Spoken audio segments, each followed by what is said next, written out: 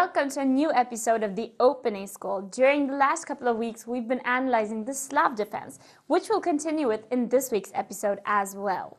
It's one of the most popular openings and there's a lot of theory behind it. Last week we analyzed Black's alternate fourth moves to the main line, but we also had a quick view on a line in which Black played the most popular fourth move. Could you run us through it again, Alfred? What were the main points? In last week's episode, I introduced Black's knight to f6 as the most popular continuation for Black, and this is the variation we'll continue on with in this week's episode.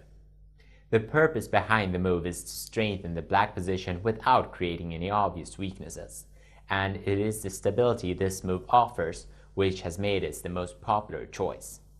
Last week you showed us that White should play knight to c3 in this position and that this follows the same reasoning as Black had when choosing knight to f6 with one exception, namely that White has left the pawn on c4 unguarded.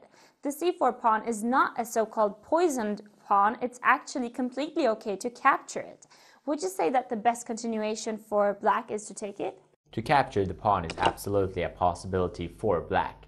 It isn't the most popular continuation though. But even so, many consider this to be the true Slav defense, and because of that, also the main line. The most obvious plan for Black is to protect the pawn on c4 by playing b5, and if White would play a move like e4, Black can protect the pawn by playing just b5, leaving White without any real chance of getting the pawn back. Playing e4 in this position is actually to play a gambit, and as we all know, gambits are by nature risky and often filled with tactical maneuvers. If you want to play it, it's important that you don't get cold feet halfway through. What alternatives does White have here besides the gambit? Well, actually, there are a couple of paths for White to choose between in order to capture the pawn, and strangely enough, one of them is e3.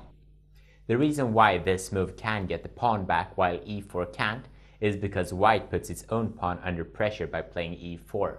The details on how Black should act will be analyzed in a later episode. Today I thought that we would take a closer look at White's a4 instead. Typically, you don't really want to move your A or H pawn in the opening. The whole point with the opening is to activate your pieces and win territory, preferably in the center of the board. This move is the equivalent of choosing the outer track in a race. It'll just take you longer time to get to the finish line. Is it really that important to stop b5 that White should sacrifice a developing move? The short answer is yes. Of course, White can play e3 and e4 like I mentioned, but other moves like the natural-looking development move bishop to f4 instead of a4 is not to be recommended, because it gives up the entirety of the queen side to Black. a4 might not be a typical move to play in an opening, but in this specific situation it's needed in order to hold Black back.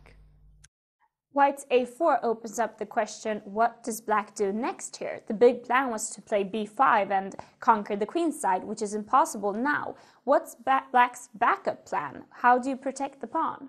Well, it's quite difficult to protect the pawn, and actually Black shouldn't even try too hard to keep it. Possible moves like bishop to e6 are very short-sighted, and they only end up hurting the Black piece development. What Black should play instead is bishop to f5. It is a simple move, and that's why it's so good.